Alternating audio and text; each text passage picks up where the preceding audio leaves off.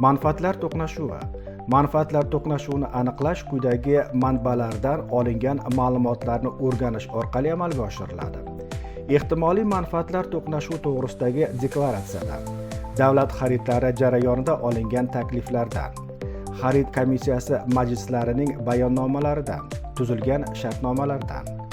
jismoniy va yuridik shaxslarning davlat organi yoki boshqa tashkilot xodimining faoliyatidagi mavjud manfaatlar to'qnashuvi yoki ehtimoliy manfaatlar to'qnashuvi to'g'risidagi murojaatlaridan yoki xabarlaridan, tijorat tashkilotlarining afillangan shaxslari va yakuniy naf oluvchilari ro'yxatlaridan, O'zbekiston Respublikasi Yagona interaktiv davlat xizmatlari portalining tadbirkorlik subyektlarini ro'yxatdan o'tkazish modulidan,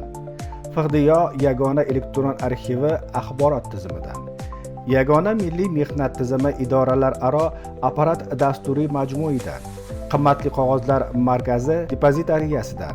maxsus vakolatli davlat organi tomonidan o'tkazilgan o'rganish natijalari bo'yicha kiritilgan taqdimnomalardan,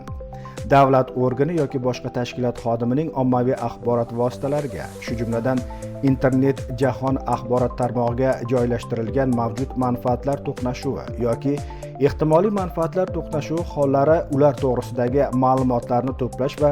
o'rganish orqali aniqlanadi. 1707-90 kodi bilan 998-67-20, 71 kodi bilan 514-19-17, compliance_uzbekstil.uz, UMK _antikorobot, O'zmedkombinat aksiyadorlik jamiyati ishonch liniyasi aloqa kanallari orqali compliance xizmatiga xabar bering.